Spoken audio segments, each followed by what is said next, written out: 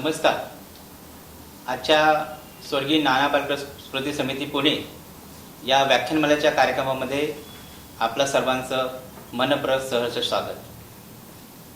आपण पुणे शहरामध्ये अनेक ठिकाणी वेगळ्या व्याख्यानमाला ऐकल्या असतील, पाहिल्या असतील, पण आजची व्याख्यानमाला ही विशेष आहे.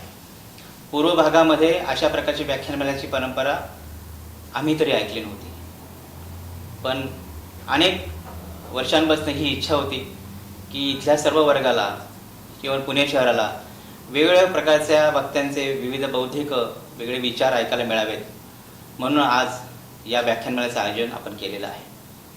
स्वर्गीय नाना पालकर या नावाने आजची ही व्याख्यानमाला आपण आयोजित केलेली आहे. स्वर्गीय नाना हे मूळचे सातारचे होते, कवी होते, लेखक होते. अत्यंत अभ्यासाचा व्यासंग असणारे नाना हे राष्ट्रीय स्वयंसेवक संघाचे प्रचारकही होते. नानांनी विविध गावांमध्ये वेगवेगळ्या ठिकाणी फिरून अनेक प्रकारची कामं या विषयामध्ये केली.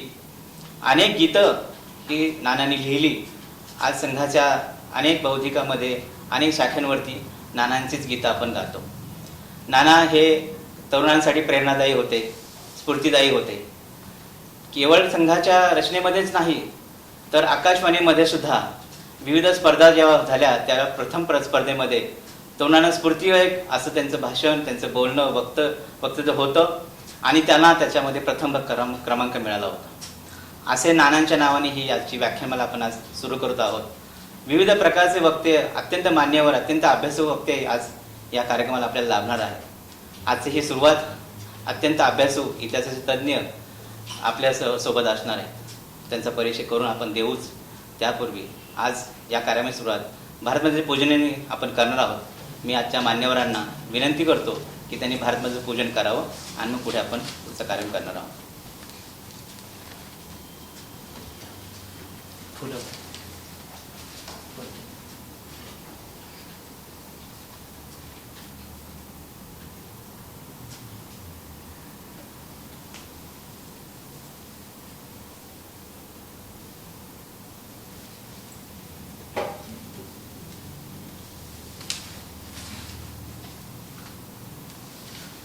स्वर्गीय नाना पालकर स्मृती समितीच्या वतीने जी व्याख्यानमाला जी आपण सुरू केलेली आहे त्याचा आज शुभारंभ होत आहे. अत्यंत अभ्यासू तज्ज्ञ, इतिहासाचे तज्ज्ञ, विविध विषयावरचा आपण गाढा अभ्यास असणारे डॉक्टर सदानंदजी मोरे आपल्याला आज वक्ते म्हणून लाभलेला आहे. त्यांचा परिचय डॉक्टर सुनंदा आगाशे या करून देणार आहेत. डॉक्टर सुनंदा आगाशेंचा मी परिचय करून देतो. डॉक्टर सुनंदा आगाशे ह्या MBBS डॉक्टर आहेत. मागील 30 वर्षापासून आरोग्य क्षेत्रामध्ये अत्यंत मोठं योगदान डॉक्टर आगाशेंनी दिलेलं आहे. त्या विविध संस्थांच्या संबंधित आहेत. स्वर्गीय नाना पालकर स्मृती समिती या ट्रस्टच्या विश्वस्त देखील आहेत. त्यांना मी विनंती करतो की त्यांनी डॉक्टरांचा परिचय करून द्यावा. नमस्कार. आजच्या या व्याख्यानमालेच्या उद्घाटनाच्या कार्यक्रमामध्ये मी आपल्या प्रमुख अतिथींचं स्वागत करते. आजचे जे थोर व्यक्ती आपल्या ह्या कार्यक्रमाला लाभलेली आहे, विशेषतः माझ्या पुस्तकाचं जे प्रकाशन होणार आहे त्यांच्या हस्ते, तो माझा भाग्य समजते. डॉक्टर सदानंदजी मोरे एक नावाजलेलं व्यक्तिमत्व. मराठी लेखक, कवी, नाटककार, समीक्षक, इतिहास संशोधक, प्रवचनकार, कीर्तनकार, संत साहित्याचे मोठे अभ्यासक आणि विशेष म्हणजे संत तुकाराम महाराजांच्या वंशात त्यांचा जन्म झालेला आहे. डॉक्टर मोरेंनी MA 2दा केला आहे. एकदा तत्त्वज्ञान हा विषय घेऊन आणि दुसऱ्यांदा प्राचीन भारतीय संस्कृती आणि इतिहास हा विषय घेऊन. The Gita a theory of human action या विषयावरती डॉक्टर मोरे यांचे PhDचे संशोधन होते आणि त्यासाठी लिहिलेल्या प्रबंधाला त्यांना सर्वोत्कृष्ट प्रबंध लेखनाचा गुरुदेव दामले पुरस्कार प्राप्त झाला होता. डॉक्टर मोरे यांनी करिअर अवॉर्ड या विद्यापीठीय योजनेच्या अंतर्गत Krishna the man and his mission या विषयावरती पोस्ट डॉक्टरल संशोधन केले. डॉक्टर सदानंद मोरे पेशानं तत्त्वज्ञान या विषयाचे, आता ते निवृत्त झाले, प्राध्यापक होते. विद्यापीठातील विविध अन्य अध्यासनांचे ते समन्वयक आहेत. तुकाराम महाराजांचे वंशज म्हणून मिळालेला सांस्कृतिक वारसा अनेक विद्याशाखांच्या व्यासंगाने समृद्ध करणारे विचारवंत म्हणून त्यांचा लौकिक आहे. अनेक ग्रंथांचे, संत साहित्याचे लेखन आणि संपादन त्यांनी केले आहे. अनेक सांस्कृतिक व साहित्यिक मंडळांशी विविध स्तरावर त्यांचा संबंध आहे. पंजाबमधील घुमान येथे झालेल्या 88व्या अखिल भारतीय मराठी साहित्य संमेलनाचे 2015 साली त्यांनी अध्यक्षपद भूषवलं आहे. डॉक्टर मोरे यांनी अनेक ग्रंथांचं लेखन आणि संपादन केलंय. यादी एवढी मोठी आहे की कठीण आहे सगळी वाचून दाखवणं, पण त्यातील काही विशेष नावं मी इथं उद्धृत करत आहे. अमृतानुभव वासुदेवी टीका सहसंपादक, उजळल्या दिशा हे बौद्ध तत्वज्ञानावर आधारित नाटकं ज्याला अनेक पुरस्कार मिळाले आणि नावाजलं गेलं. Karmayogi Lokmanya, Krishna the man and his mission, Gita a theory of human action, Tuka Mhane, Tukaram गाथा संपादन, निवडक संत गाथा, पालखी सोहळा उगम व विकास, या समहा आणि लोकमान्य ते महात्मा हे त्यांचं पुस्तक खूप गाजलं. प्रचंड मोठी यादी आहे, सांगणे शक्य नाही. त्यांच्या पुरस्कारांची यादी लांबलचक आहे. साहित्य आणि सांस्कृतिक क्षेत्रातील असंख्य पुरस्कारांनी त्यांना सन्मानित करण्यात आलं. उजळल्या दिशा या नाटकासाठी त्यांना राज्य शासनासह 10 संस्थांचे पुरस्कार मिळाले होते. महाराष्ट्र साहित्य परिषद, साहित्य अकादमी पुरस्कार, नाट्यगौरव पुरस्कार, नाट्य परिषद पुरस्कार, लोकमान्य ते महात्मा या ग्रंथाला मिळालेले अनेक पुरस्कार, अशा अनेक जवळजवळ मला वाटते 50 तरी पुरस्कार त्यांच्या नावावर आहेत. असे हे आदरणीय प्रमुख अतिथी व्यक्तिमत्व आज आपल्याला लाभलेलं आहे आणि त्यांचं आमच्या कार्यक्रमामध्ये स्वागत आहे. त्यांचे आशीर्वाद आमच्या कार्यक्रमाला मिळाले हे खूप मोठं आमचं भाग्य आहे. धन्यवाद डॉक्टर. आपण अत्यंत उत्तम परिचय वक्त्यांचा करून दिलेला आहे. अशा थोर वक्त्यांचा परिचय होणं हे आपलं भाग्यच आहे. त्यांचा सत्कार स्वर्गीय नाना पालखी स्मृती समितीचे अध्यक्ष सन्माननीय नरेशजी करपे हे जे स्वतः व्यावसायिक आहे, संघाचा कुटुंब प्रबोधन हा जो विभाग आहे त्याचे प्रमुख आहेत, त्यांना मी विनंती करतो की त्यांनी डॉक्टरांचा सत्कार करावा.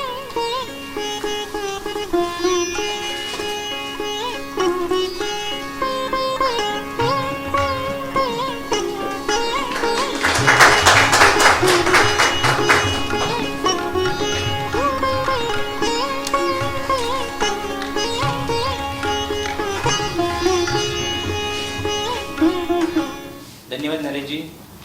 आजची ही व्याख्यानमाला जी सुरू आपण करत आहोत ती स्वर्गीय नाना पालखी स्मृती समिती पुणे या माध्यमातून करत आहोत. स्वर्गीय नाना पालखी स्मृती समिती ही पुणे शहरभर काम करते आणि संघाचा एक प्रकल्प आहे सुराज्य सर्वविकास प्रकल्प, याही नावाने येथे काम सुरू आहे. सुराज्य सर्वविकास प्रकल्प हे सेवावस्थेत काम करणारी सेवा संस्था आहे. येरोडा पुणे शहरामध्ये विविध सेवावस्थेत जाणं, तिथल्या विद्यार्थ्यांना शिकवणं, संस्कार करणं, महिला बचत गट त्या ठिकाणी घेणं, आर्थिक संपन्नता कशी येईल याचा विचार करणं, किशोरी गटातल्या मुलींकरता काम करणं आणि युवकांना प्रेरणादायक असे काही कार्यक्रम देणं, असं सुराज्य सर्वविकास प्रकल्पाचं काम चालतं. हे सर्व काम स्वर्गीय नाना पालखी स्मृती समिती या संस्थेच्या अंतर्गत चालतं आहे. या सगळ्याचे काम शहरभर जावं, विचार जावा या अर्थानं आपण ते सगळं करत आहोत. हे सगळं करताना समाजातला एक चांगला विचार रुजावा, विविध मान्यवर यावेत, व्यासपीठावर उत्तम बोलणं व्हावं आणि अभ्यास समाजाचा चांगल्या दिशेने जावा असाही प्रयत्न आपण करत आहोत. याच उद्देशाने स्त्री जागरण व्याख्यानमाला आपण आजची आयोजित केलेली आहे. या निमित्तानं आज एका पुस्तकाचं प्रकाशन देखील आपण करणार आहोत. त्या पुस्तकासंदर्भामध्ये डॉक्टर आकाश यांना विनंती करतो की पुस्तक आपण ज्यांना देत आहोत, ज्या समाजाला आपण त्याची कवाडं उघडी करत आहोत, त्या संदर्भात आम्हाला माहिती द्यावी. या पुस्तकाच्या प्रकाशनासाठी पुस्तकाचं नाव आहे शोध आठवणींचा. हा खरंच माझ्यासाठी माझे सासरे काही वसंतराव आगाशे जे एक मिरजेचं नावाजलेलं व्यक्तिमत्व होतं, त्यांच्या आठवणींचा सगळा शोधच मी ह्या पुस्तकामध्ये घेतला. हे पुस्तक खरं तर आमच्या बाबांच्या हातून होणंच योग्य होतं, पण दुर्दैवानं त्यांच्या कार्यव्यस्ततेमुळं आणि आजारपणं बरीच आल्यामुळं शेवटी 86 वर्षापर्यंत खरं म्हणजे कार्यरत होते, पण पुस्तक लिहायला काही त्यांना वेळ झाला नाही. पण हा एवढा मोठा पत्र खजिना, जवळजवळ 1500 पत्र आमच्यापाशी आहे, वेगवेगळ्या साहित्यिकांशी झालेले पत्रव्यवहार. त्या काळात फोन नव्हते, सगळा पत्रव्यवहारानंच संपर्क व्हायचा. आणि बाबांना इतकी छान सवय होती की साहित्यिकांनी त्यांना लिहिलेली पत्र तर आहेतच आमच्याकडे, पण बाबांनी त्यांच्याशी जी पत्रव्यवहार केला किंवा पत्र लिहिली खूप मोठी विस्तृत आणि अतिशय मुद्देसूद पत्र असायची आणि त्यातली भाषा इतकी लागवी आणि अर्जवी असायची की मिरजेला येणारा व्याख्यानमालेसाठी येणारा वक्ता त्यानंच मोहून जायचा आणि एकदा यायला लागला मिरजेमध्ये की तो परत परत यायला लागायचा. अगदी मानधनाची अपेक्षा न करता सुद्धा खूप मोठे थोर साहित्यिक मिरजेमध्ये व्याख्यानं देऊन गेले. समाज प्रबोधनाचं मोठं व्यासपीठ मिरजेमध्ये वसंतराव आगाशे यांनी उभं केलं. वसंतराव आगाशेंनी जेव्हा ह्या कामाला सुरुवात केली तेव्हा ते अवघे 22-23 वर्षाचे.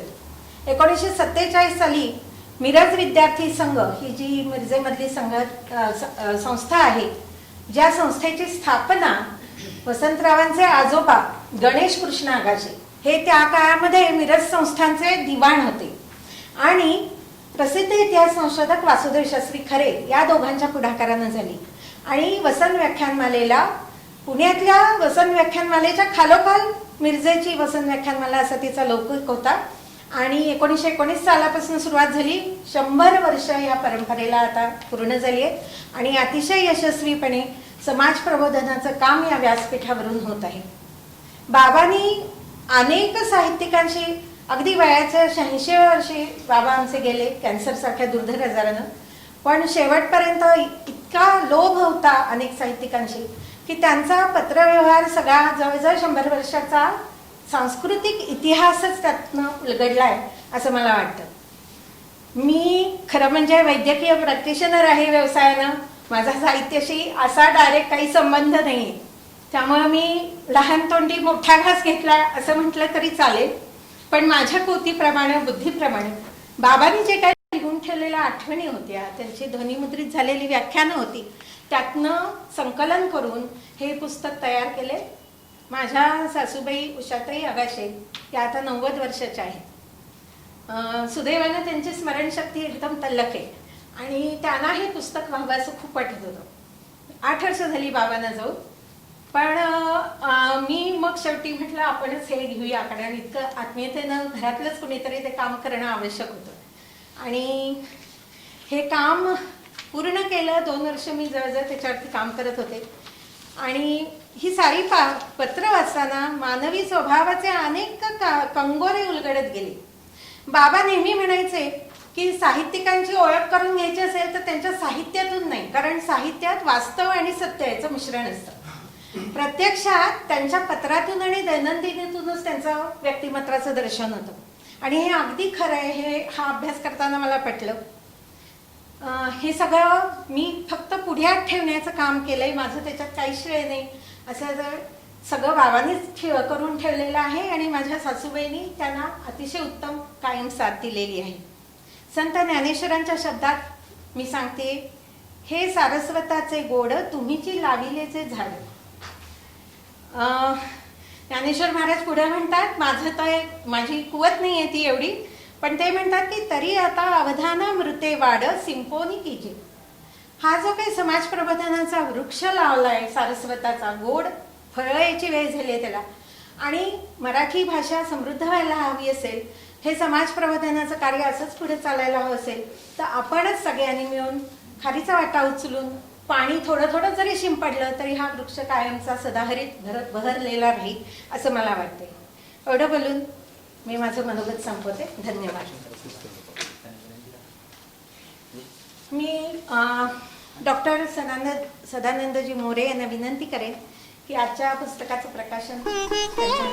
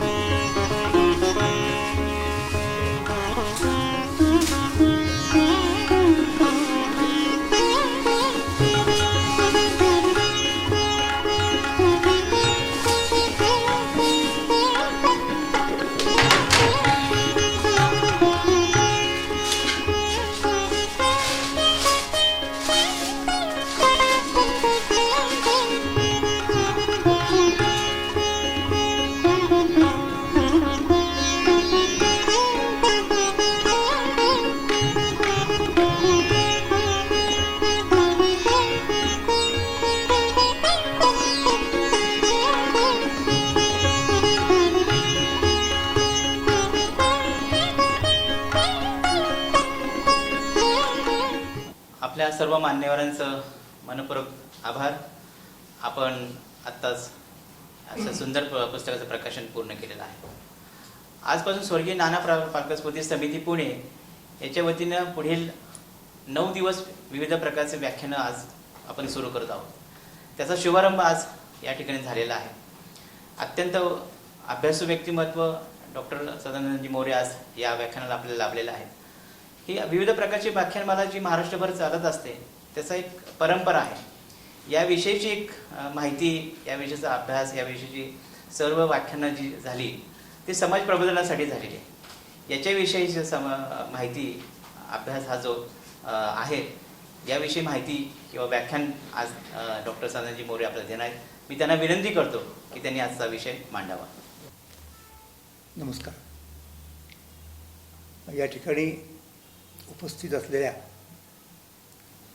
श्रीमती उषाताई आगाशे, सुनंदाताई आगाशे कुटुंबीय, त्याचप्रमाणे नाना पालकर स्मृती समितीचे सर्व पदाधिकारी आणि अर्थात या ठिकाणी जे व्हर्च्युअली जॉईन झालेले आहेत, होत आहेत, ते सगळे श्रोते प्रेक्षक. आत्ता दिवस हा एक महत्त्वाचा दिवस आहे असं मला वाटतं.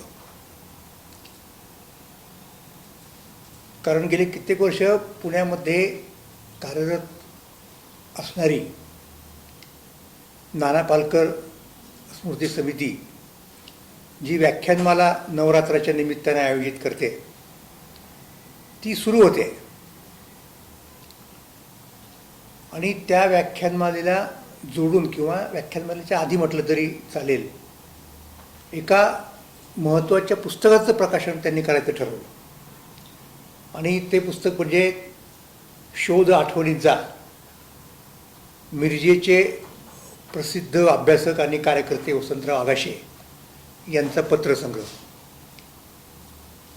आणि हे पुस्तक तयार करण्याचं काम श्रीमती उषाताई आणि श्रीमती सुनंदाताई यांनी केलं.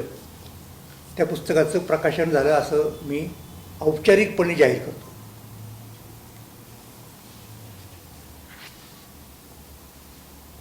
नंतर या समितीच्या कार्यासंबंधी आधी आपल्याला सांगितलं गेलेलं आहे. मी त्याच्यामध्ये आणखीन काही भर टाकावी असं नाही, परंतु अत्यंत निष्ठेने आणि नेकीनं कार्य करणारे कार्यकर्ते आपल्या देशामध्ये जे आहेत त्या कार्यकर्त्यांच्यामध्ये या मंडळींचा समावेश होतो. आणि सेवाभावानं, सेवावृत्तीनं, समर्पित वृत्तीनं असं म्हणेन मी, सेवाभावाने आणि समर्पित वृत्तीनं त्यांचं काम सुरू आहे.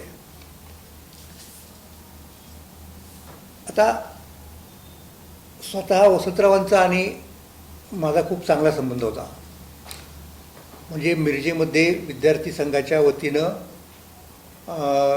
शतकभर म्हटलं तरी चालेल जी व्याख्यानमाला चालवली गेली त्या व्याख्यानमालेची धुरा कित्येक वर्ष वसंतरावांनी सांभाळली.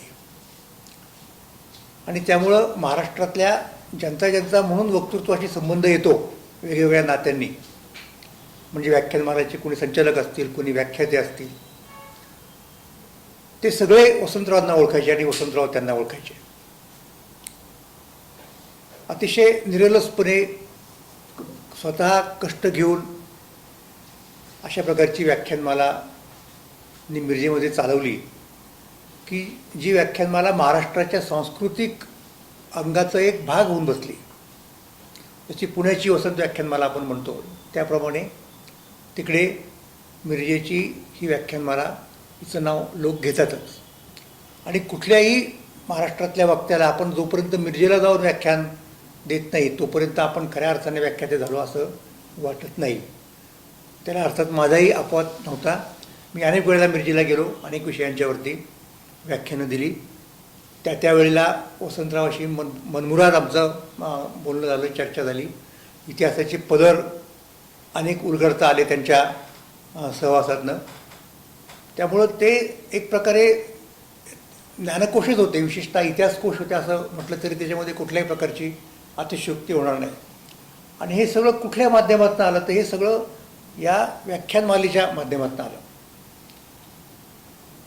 उत्तम वाचक, उत्तम लेखक, उत्तम श्रोते, उत्तम ज्यांचा लोकसंग्रह आहे आणि त्या लोकसंग्रहाचा परिचय आपल्याला या पुस्तकातनं येतोच. या पुस्तकाचं स्वरूप फार वेगळं आहे.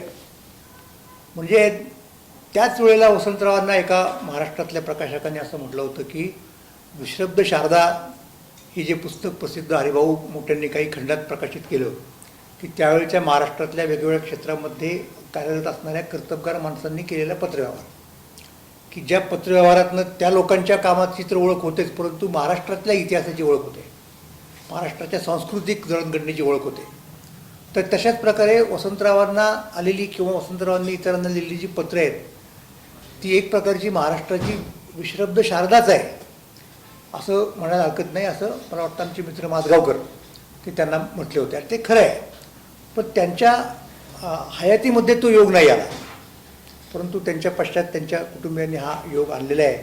म्हणून हा काही मुद्दा त्यांच्या कुटुंबियांचा नाही, उलट महाराष्ट्राच्या वतीने आपण त्यांच्या कुटुंबियांचं ऋणी असलं पाहिजे की महाराष्ट्राच्या इतिहासाचा एक भाग म्हणजे पुढच्या इतिहासकारांसाठी जो एक साधन ग्रंथ होईल, संदर्भ ग्रंथ होईल, तो आपण या निमित्ताने पुढे आणला.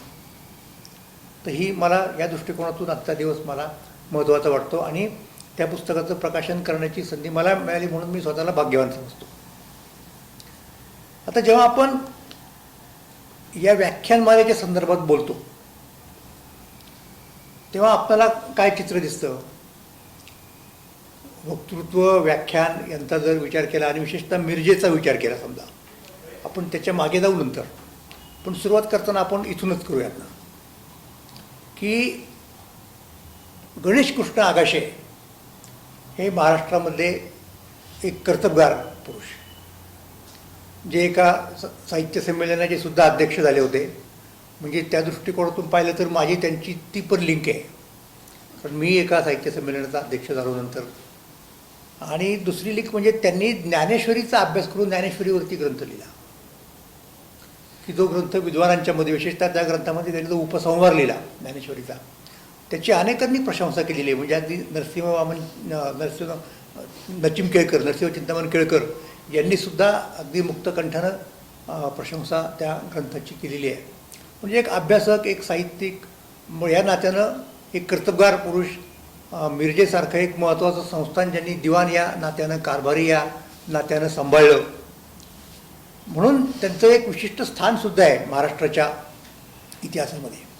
आणि दुसरं म्हणजे ही सगळी जी मंडळी होती ना, ज्यांना त्या काळात टिळकाईत म्हटलं जायचं, म्हणजे लोकमान्य टिळकांचे अनुयायी, सहकारी, त्यांच्या परंपरेमध्ये एका विशिष्ट प्रकारच्या राष्ट्रवादाच्या प्रेरणेनं भारून गेलेले, आपण ज्या ज्या ठिकाणी आहोत त्या त्या ठिकाणी लोकमान्यांच्या कार्याला पूरक होईल असं कार्य करायचं, अशी जी मंडळी होती त्यांच्यामध्ये आगाशे हे अग्रगण्य होते.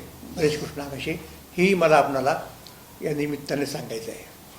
तर अगदी बघा कशी ती एक परंपरा असते, कसा तो एक सिलसिला असतो, एक प्रकारची रिले रेस म्हणूयात आपण. म्हणजे आपल्याकडं असलेलं रिलेची स्टिक असते ती आपण पुढच्या माणसाला देतो, ती घेऊन तो पुढे जातो आणि अशी ती परंपरा चालत येते.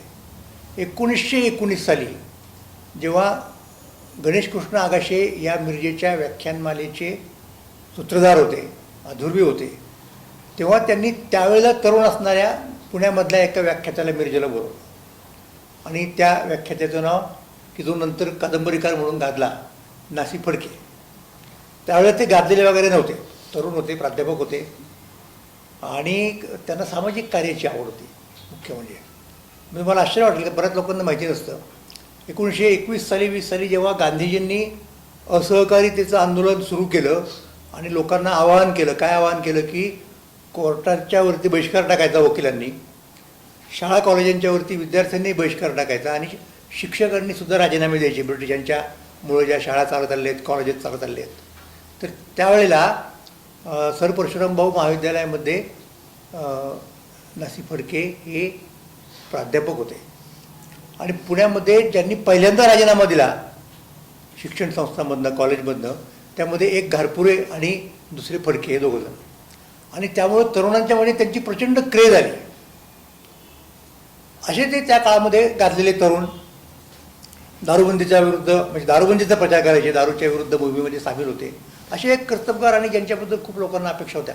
अर्थात नंतरच्या काळात त्यांचं क्षेत्र बदललं, ते साहित्य क्षेत्रामध्ये गेले, हा आपण मुद्दा बाजूला सोडू. परंतु त्यावेळेला सुद्धा 1919 साली फडक्यांना व्याख्यानाला बोलवणं यामध्ये निश्चितपणे गणेश कृष्ण आगाशे यांची गुणग्राहकता, कोणामध्ये काय पोटेन्शियल आहे हे समजण्याची वृत्ती आपल्याला दिसून येते. कारण फडके नंतर मोठे झालेले आहेत. आणि पुढचा मुद्दा काय म्हणजे लिंक कशी असते की याच नासी फडक्यांना ज्या वेळेला ते खूप मोठे झाले, कादंबरीकार म्हणून प्रसिद्ध झाले, त्यांना बोलवायचं काम परत एकदा मिरजेला ज्यांनी केलं ते म्हणजे वसंतराव. कारण तोपर्यंत वसंतरावांच्याकडे सूत्र आली होती आणि वसंतराव हे कारभारी या नात्याने त्या व्याख्यानमालेमध्ये कार्यरत होते. तर तेव्हा फडक्यांची ती आठवण जागी झाली की त्यावेळेला मला इथे बोलवलं होतं, मी तरुण होतो, मी आलो होतो, मी बोललो वगैरे वगैरे वगैरे. आणि ते पत्र फडक्यांचं त्या संदर्भातलं आणि त्या संदर्भातलं विवेचन या संपादकांनी केलेलं ते सुद्धा या पुस्तकामध्ये आलेलं आहे. आता आपण थोडं मागे जाऊयात. व्याख्यानमाला आणि वक्तृत्व यांच्या संबंधी आपल्याला जर विचार करायचा असेल तर आपण करू शकतो. खरं तर व्याख्यानमाला आता याच्यापूर्वी महाराष्ट्रामध्ये पहिल्यांदा व्याख्यानमाला जी काढली ती अर्थात न्यायमूर्ती रानडे यांच्या पुढाकाराने व्याख्यानमाला पुण्यामध्ये निर्माण झाली. अनेक गोष्टी, अनेक संस्था, खरं तर म्हणजे महाराष्ट्रातल्या समाजाचं मंडळीकरण हा शब्दप्रयोग इतिहासाचार्य राजवाडे यांनी केला. इन्स्टिट्युशनलायझेशन, ब्रिटिशांच्याकडनं आपण ज्या ज्या गोष्टी घेतल्या त्या त्या महत्त्वाच्या होत्या आणि त्यांच्यामध्ये एक गोष्ट म्हणजे आपल्या समाजामधल्या वेगवेगळ्या कामांना एक संस्थात्मक स्वरूप देणं, एक व्यवस्थित स्वरूप देणं. ही कामं कुठल्या तरी व्यक्तीच्या मेहरबानीवरती अवलंबून ठेवता कामा नये. कारण त्याच्यापूर्वी कसं होतं, अशी जी काही कामं करायची, समजा उदाहरणार्थ त्यावेळेला असं स्वतंत्र वक्तृत्व किंवा स्वतंत्र सभा, भाषण, संमेलनं अशा गोष्टी नसायच्या. तेव्हा कीर्तन असायची, तेव्हा पुराणं असायची, तेव्हा प्रवचनं असायची. आणि हे कोण मंडळी आयोजित करायचे? एकतर देवळामध्ये किंवा मग श्रीमंत जे राजे राजवाडे, जहागीरदार, इनामदार त्यांच्या घरच्या उत्सवांमध्ये अशा प्रकारे ह्या गोष्टी चालायच्या. तर अशा पद्धतीने आपल्याकडे वक्तृत्वाची आणि कीर्तनामध्ये उदाहरणार्थ खूप जोपासना झाली असेल ना. म्हणजे उदाहरणार्थ ज्ञानेश्वरांनी ज्ञानेश्वरीमध्ये एके ठिकाणी असं लिहिलं की वक्तृत्व गोडपणे, अमृताला सुद्धा ते हे करतं, पैज मारतं अमृताला सुद्धा. वक्तृत्व गोडपणे, इतकं गोड वक्तृत्व असू शकतं. म्हणजे या वक्तृत्वाची सगळ्या प्रकारच्या काय म्हणूयात त्याला ओळख ही महाराष्ट्राला होती, नवीन नव्हती. फक्त नवीन काय होतं आत्ता ब्रिटिश राज्यामध्ये की या वक्तृत्वाला व्यक्तिगत पातळीवरती राहू न देता त्याचं एक मंडळीकरण करणं, त्यासाठी संस्था निर्माण करणं. मग तिथे व्याख्यानमालेची कल्पना आली की विशिष्ट दिवशी अशा पद्धतीने एक ठराविक कालखंडात रोज व्याख्यान अशा प्रकारचं आयोजित करायचं. आणि त्याच्यामध्ये न्यायमूर्ती रानडेंनी पुढाकार घेतला आणि ती वसंत व्याख्यानमाला सुरू झाली. त्या काळात महाराष्ट्रात म्हणजे पुण्यात अनेक वक्ते होते, त्यांच्या पद्धतीने त्यांचं काम चालू असायचं. म्हणजे त्या मालेच्या बाहेरसुद्धा जे सच्चे लोकहितवादी होते त्यांची एक स्वतंत्र शैली होती सगळी विचारांची. नंतर पुण्यामध्ये तुम्हाला आठवत असेल कदाचित की स्वामी दयानंद सरस्वती खूप गाजलेले होते. त्यांना मुद्दाम रानडेंनी पाचारण केलं आणि व्याख्यान द्या पुणेकरांना म्हणून सांगितलं. काही सनातनी पुणेकर त्यांच्यावरती रुष्ट झाले, त्यांनी त्यांचं व्याख्यान आणून पाडण्याचे प्रयत्न केले वगैरे. त्या तपशिलात मला जायचं नाही, पण तिथेही रानडे अग्रभागी होते. म्हणून रानडे हे पुण्यामधलं सांस्कृतिक नेतृत्व होतं, किंवा भारताचं नेतृत्व रानडेंच्याकडे होतं. आणि मग त्यातनं हे सुरू झालं पुण्यामध्ये, त्याला वसंत व्याख्यानमाला वगैरे आपण म्हणतो. आणि ती इतकी महत्त्वाची ठरली पुढे की पुण्यातनं सोडा, महाराष्ट्रातनं सोडा, परंतु भारतभरचे विद्वान वसंत व्याख्यानमध्ये यायला लागले, मालेमध्ये यायला लागले. आणि मग वसंत व्याख्यानमाला, मग त्याचा एक अध्यक्ष असायचा प्रत्येक व्याख्यानाचा. मग अध्यक्षाचा समारोप असायचा. कधी कधी गणपती जयंती व्हायच्या की अध्यक्ष हा मुळात वक्त्यांनी जे काही बोललं ते खोडून काढायचा. मी असहमत आहे म्हणून सांगून जवळजवळ तेवढंच व्याख्यान अध्यक्ष देऊन टाकायचे. त्यामुळे असे गमतीचे चमत्कारिक प्रसंगसुद्धा तिथे आणि वाद व्हायचे. प्राध्यापक श्रीधर जिन्सेवाले, श्रीधरबद्ध जिन्सेवाले हे थोर वक्ते पुण्यामधले होते. सनातनी प्रवृत्तीचे होते. पण त्यांची एक बाजू असायची, पुराणमतवादी ज्याला म्हणतो आपण, कॉन्झर्वेटिव्ह, आणि ते हिरिरीने बाजू मांडायचे. आणि वक्ता बोलल्यानंतर उपवक्ता म्हणून जर ते बोलायला उभे राहिले तर मग जवळजवळ तेवढाच वेळ ते घ्यायचे. अशा अशा अनेक किस्से वगैरे. आणि हे आपल्याला बघायला मिळेल वसंत व्याख्यानमालेला जेव्हा उदाहरणार्थ 50 वर्षे पूर्ण झाले असतील, 100 वर्षे पूर्ण झाले असतील, तेव्हा त्यांच्या त्यांनी स्मरणिका काढलेल्या आहेत. तेव्हा या स्मरणिका महत्त्वाच्या आहेत. महाराष्ट्रामध्ये वसंत व्याख्यानमालेचं अनुकरण करून अनेक ठिकाणी व्याख्यानमाला निर्माण झाल्या, अजूनही होत आहेत. तर त्यांच्या जर काही विशिष्ट वर्षे पूर्ण झाली तर स्मरणिका काढायची एक प्रथा होती. आणि त्या दृष्टिकोनातून आपण जर पाहिलं, त्या जर सगळ्या गोळा केल्या नीट, ते रेकॉर्ड त्यावेळेला ज्ञानप्रकाशमधनं उदाहरणार्थ वृत्तांत छापण्याचा कोण काय बोललं, तर आपल्याला महाराष्ट्रातल्या, आधुनिक महाराष्ट्रातल्या वक्तृत्वाचा इतिहाससुद्धा सिद्ध करता येईल. आणि तो करावा, म्हणजे कुणीतरी ते प्रोजेक्ट खरं तर घ्यायला पाहिजे की कुठे कोण कशा प्रकारचे वक्ते होऊन गेले, कुठल्या काळात कुठले विषय चर्चेला जास्त असायचे, कशावरती जास्त वाद व्हायचा, हे सगळं आपल्याला बघता येईल ना. म्हणजे उदाहरणार्थ आता वक्तृत्वाचा जर इतिहास पाहायचा झाला, म्हणजे व्याख्यानमाला हा मुद्दा वेगळा, वक्तृत्व हा एक व्यापक मुद्दा आहे आणखी मालांच्या बाहेर जाऊन. तर आचार्य अत्रे उदाहरणार्थ एक मोठे वक्ते होते. तर आचार्य अत्रे पुढे कशासाठी गाजले की त्यांच्या भाषणाला लोक प्रचंड हसायचे, ते विनोद निर्मिती करायचे आणि लोकांची दात तेवढ्यात त्याच्यामध्ये यायची. ते पुढे पुढे अत्रे आणि विनोद यांचं इतकं समीकरण झालं की अत्रे नुसते उभे झाले तरी लोक हसायचे. बंधू भगिनींनो असं म्हटले तरी ते लोक हसायचे. आता याच्यात हसण्यासारखं काय का नाही, पण अत्रे म्हटल्यानंतर विनोद, त्याच्यामुळे त्याचा कधी कधी अत्र्यांना सुद्धा त्रास व्हायचा. तर आचार्य अत्रे यांच्या भाषणाचं पूर्ण रिपोर्टिंग करण्याचं काम काकासाहेब लिमये, ज्ञानप्रकाशचे संपादक, यांनी सुरू केलं. आणि मग ते संपूर्ण अत्रे जे काही बोलले ते यायचं जसंच्या तसं. आणि इतकंच नव्हे तर पुढची गोष्ट सांगतो, अत्र्यांच्या ज्या वाक्याला लोक हसायचे, कंसामध्ये हाशा, छापताना, बातमी छापताना वर्तमानपत्रात ज्या वाक्याला टाळ्या मिळायच्या त्या वाक्यानंतर कंसामध्ये टाळ्या. काही वाक्य अशी असायची की हाशाही मिळायचा आणि टाळ्याही मिळायचा, मग कंसामध्ये हाशा आणि टाळ्या, अशा प्रकारचं वृत्तांकन करणं काकासाहेब लिंबा यांनी सुरू केलं. आणि पुढे महाराष्ट्रात ती प्रथा बऱ्यापैकी रूढ झाली. स्वतः अत्र्यांनी ज्या वेळेला आपलं आत्मचरित्र लिहिलं, करेचे पाणी भाग 1, भाग 2 वगैरे वगैरे आपण पाहिलेले आहेत, त्यावेळेला अत्र्यांना आत्मचरित्र लिहिताना आपण कुठे काय बोललो हे रिप्रोड्यूस करायचं होतं. तर ज्ञानप्रकाशच्या फाईल्स त्याला उपयोगी पडल्या. आणि हे मी का सांगितलं की महाराष्ट्रातल्या लोकांना वक्तृत्वाची एवढी चटक लागली होती की बातम्या व्हायच्या मुख्य की हे गृहस्थ असे बोलले, आणि ज्यांना त्या व्याख्यानाला हजर राहता नाही आलं त्यांची सोय व्हायची. मग असे वक्ते त्या काळामध्ये अनेक होते. जसं दादासाहेब खापर्डे होते, अत्रे आले, नंतर भोपटकर, बालाकार भोपटकर हे पुण्यामधले अत्यंत प्रसिद्ध नाणावलेले वक्ते. आणि त्याच्यामुळे त्यांच्या व्याख्यानाला प्रचंड गर्दी व्हायची. स्वातंत्र्यवीर सावरकर, वक्तृत्वाने लोकांना मोहित करणारे आणि अनेक तरुणांना आकर्षित करणारे विचारांनी आपल्या, असे सावरकर होते, प्रेरणा देणारे त्यांच्या पद्धतीने त्यांच्या विचारसरणीसाठी निश्चितपणे. नंतरच्या काळात पुण्यापुरतं बोलायचं झालं तर एक अलीकडच्याच काळातली गोष्ट, म्हणजे फार जुनी नाही, माझ्या पिढीतल्या माणसांना नक्कीच आठवत असेल, प्रभा जोग होते, प्रभाकर राव जोग, आणि त्यांच्या व्याख्यानाला ही प्रचंड गर्दी व्हायची. काहीतरी ते वादग्रस्त बोलायचे, त्याची बातमी व्हायची, मग त्यांच्यावरती कधी कधी लोक चिडायचे. मग ते अशा वेळेला काय करायचे, शनिवारवाड्यावरती व्याख्यान ठेवायचे, त्यामुळे लोकांनी काही गडबड करू नये जवळ येऊन वगैरे. तर असे पुण्यामधले व्याख्याते अमुक तमुक यांचे खूप मोठमोठे चांगले किस्से आहेत. त्यामुळं मी आत्ता म्हणालो त्याप्रमाणे तसं नक्की आपल्याला एखादं चांगलं पुस्तक त्या व्याख्यानांच्या संदर्भामध्ये लिहिता येईल. आता हे जे व्याख्यान झालं, व्याख्यानाची परंपरा महाराष्ट्रात सुरू झाली, आणि मी असं म्हणालो की त्याला एक संस्थात्मक रूप दिलं, ते न्यायमूर्ती आलेडांनी काम केलेलं आहे. तर त्याच्या आधी ह्या गोष्टी कशा निर्माण झाल्या, तर मी तुम्हाला सांगतो.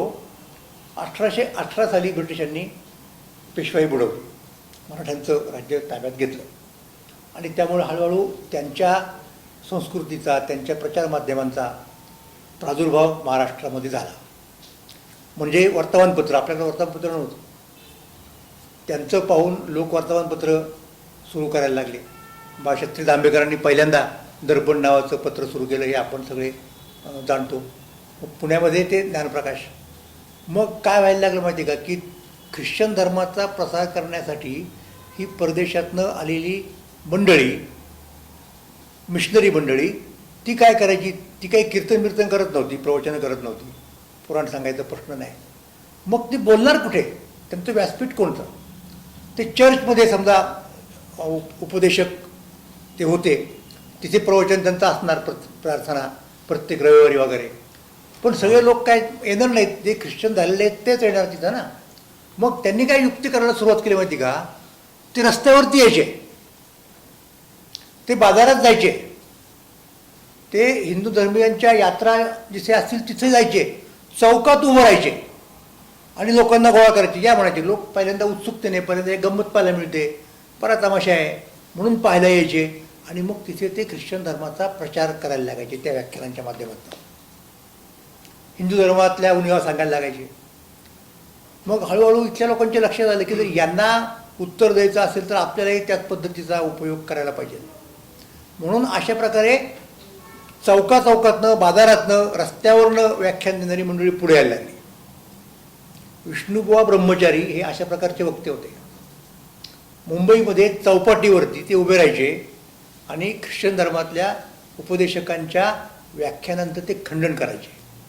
त्यामुळं आज समजा जर एखाद्या यांनी रेव्हरंडनी व्याख्यान दिलं तर त्या ठिकाणी दुसऱ्या दिवशी तुम्हाला विष्णुबुवा तिथे जातील आणि व्याख्यान देतील, त्या रेव्हरंडचे मुद्दे खोडतील, असं दिसून आलं.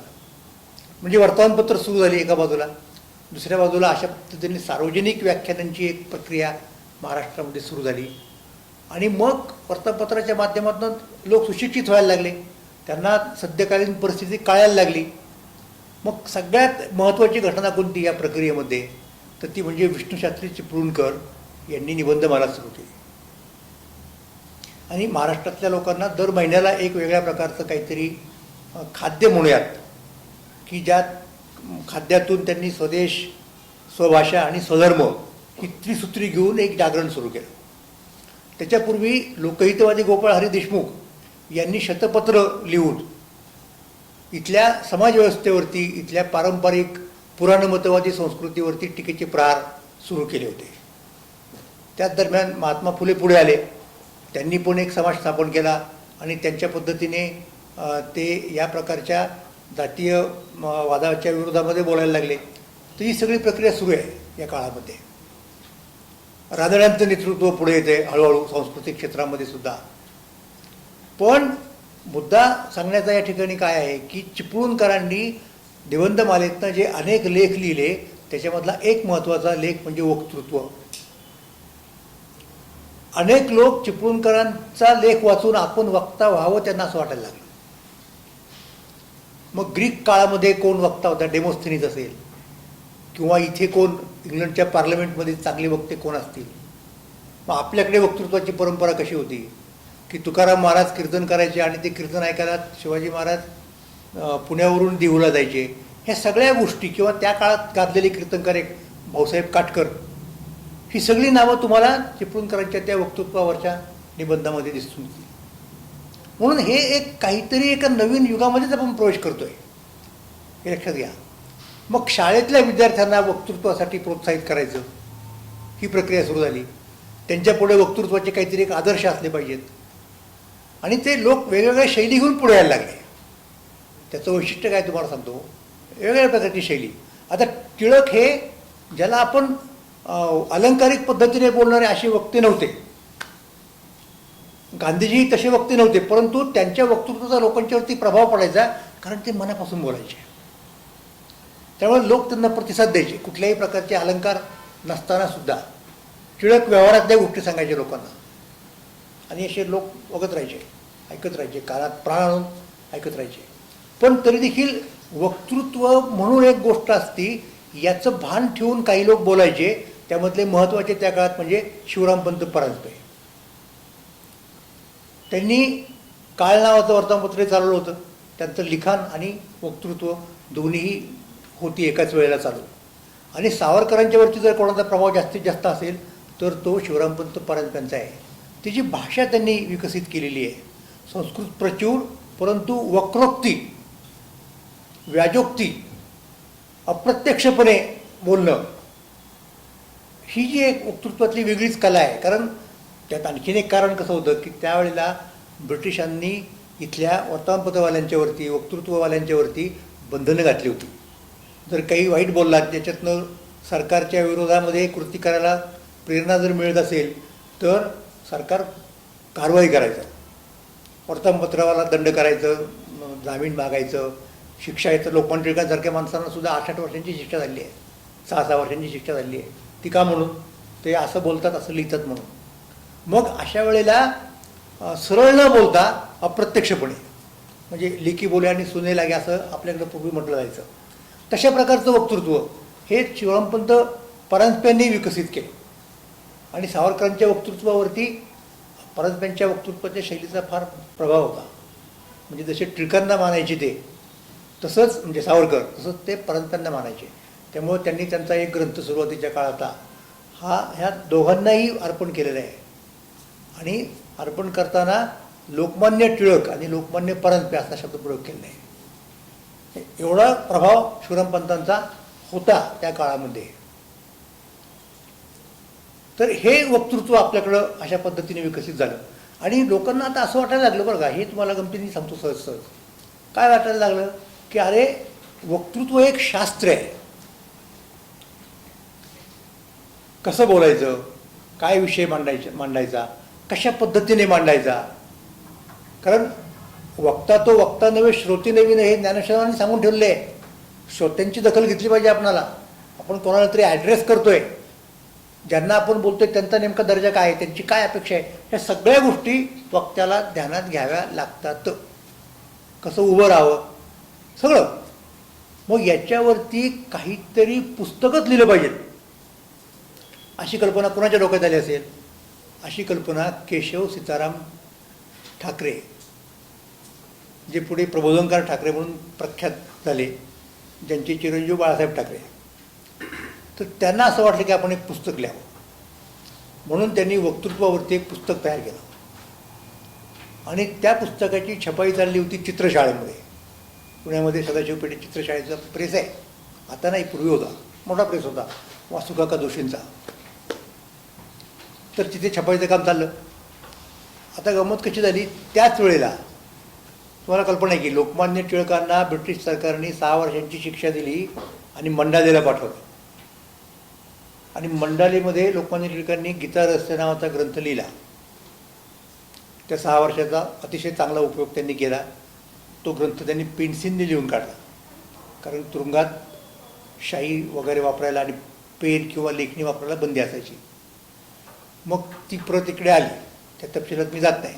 सरकारने एकदा तपशिलाने पाहून ठेवली ती, आणि त्याप्रमाणे आता काय करायचं पुढे सोडली, म्हणजे काही त्याच्यात आक्षेपार्ह नाही हे खात्री करून घेतली. आणि त्याची छपाई चित्रशाळेमध्ये चालली होती, गीता रहस्याची. आणि टिळक रोज सकाळी यायचे, किती फॉर्म्स तयार झाले आहेत, प्रूफ पाहायचं, सूचना करायच्या, कारण टिळकांना त्याही याच्यामध्ये फार गती होती, लक्षात घ्या.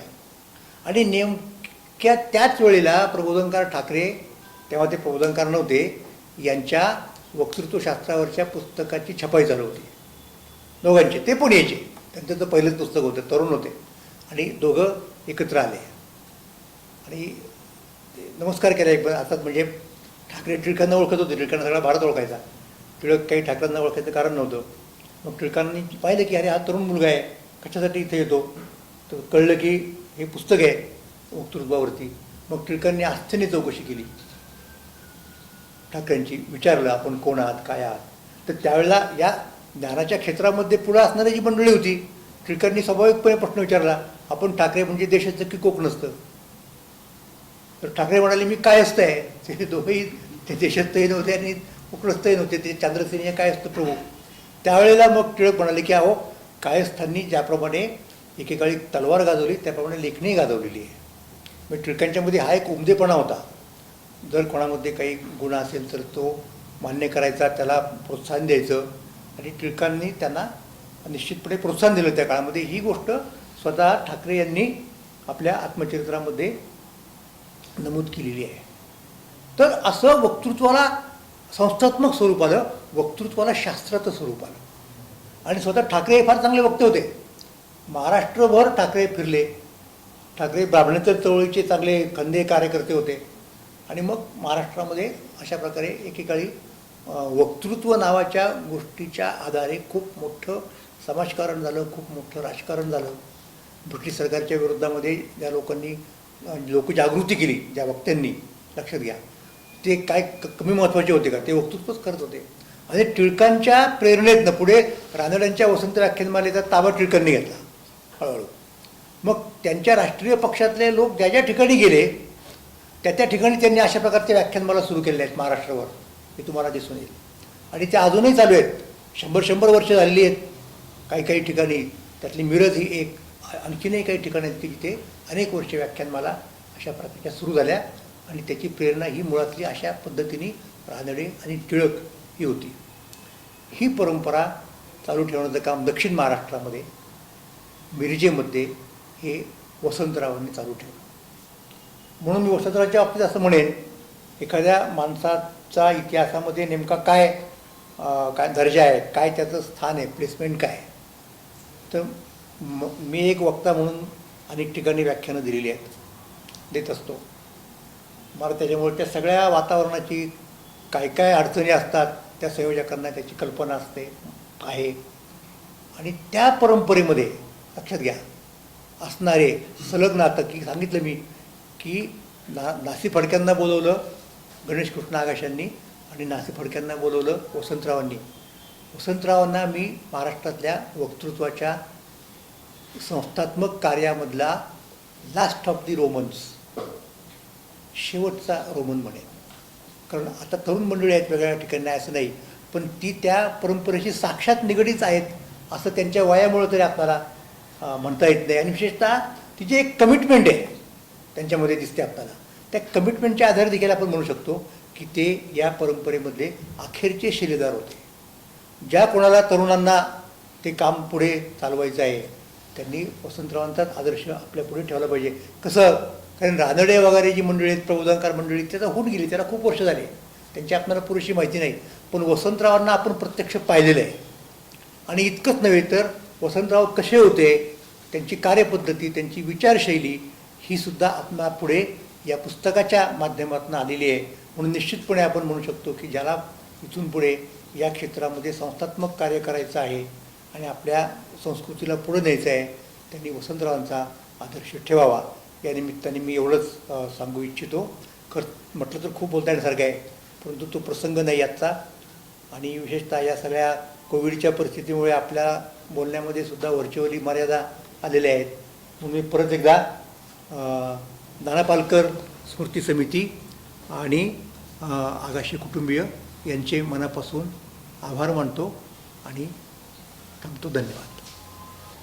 स्वर्गीय नाना पालकर स्मृती समितीचं व्याख्यानमाला करायचं ठरलं आणि पहिली व्याख्यानमाला आणि त्याचं आजचं पहिलं पुष्प ज्यांच्या हस्ते हे पुष्प गुंफलं गेलं ते डॉक्टर सदानंद मोरे, जे आपल्या सर्व महाराष्ट्राला आणि संपूर्ण देशाला परिचित आहे. त्यांचं मी मनापासून आभार मानतो की ह्या कार्यक्रमाला ते वेळ देऊन आणि 2 महिन्यापूर्वीच मी त्यांना सांगितलं होतं संपूर्ण तयारी करून उपस्थित राहिले. आजच्या ह्या व्याख्यानमालेमध्ये ज्या शोध आठवणींचा ह्या पुस्तकाचंही प्रकाशन झालं. हे पुस्तक ज्यांनी लिहिलं त्याच्यामध्ये त्यांचं विशेष सहकार्य किंवा प्रत्यक्ष त्यांनी लिहिलं त्या उषाताई आगाशे, त्यानंतर डॉक्टर सुनंदा आगाशे यांचंही मी नाना पालकर स्मृती समितीच्या वतीने मनपूर्वक आभार मानतो. आणि हे पुस्तकाचं उद्घाटन झालं आहे आज, त्याबद्दल त्या सर्व कुटुंबियांचं उपस्थित असणाऱ्या मनापासून आभार मानतो. या कार्यक्रमासाठी प्रत्यक्ष कोरोनाचे जे नियम आहेत ते पाळून उपस्थित राहिलेले श्रोते आणि व्हर्च्युअली उपस्थित राहिलेले सर्व श्रोते या सर्वांचेही मी नाना पालकर स्मृती समितीच्या वतीने आभार मानतो. आजचे पुष्प पूर्ण झाले असं मी जाहीर करतो. उद्यापासून अजून पुढे 8 दिवस आपल्याला वेगवेगळे सत्र होणार आहेत. त्यामध्ये श्रीमती सैफाली वैद्य, शोभाताई सुपेकर व अंजलीताई देशपांडे यांची मुलाखत आहे. त्यानंतर श्रीमती रेणू दांडेकर, डॉक्टर भूषण शुक्ल, श्रीमती सुनीला सोहोनी, पद्मश्री शीतल महाजन आणि आदरणीय सरस्वती मा, असं हे पुढच्या 8 दिवसांचं वेगवेगळं सत्र असणार आहे, बौद्धिक असणार आहे. ह्या सर्व सत्रांसाठी आपण सर्वांनी उपस्थित राहावं असे मी नाना पालकर स्मृती समितीच्या वतीने विनंती करतो आणि आजचं जे सत्र आहे ते पूर्ण झाले असं जाहीर करतो. धन्यवाद.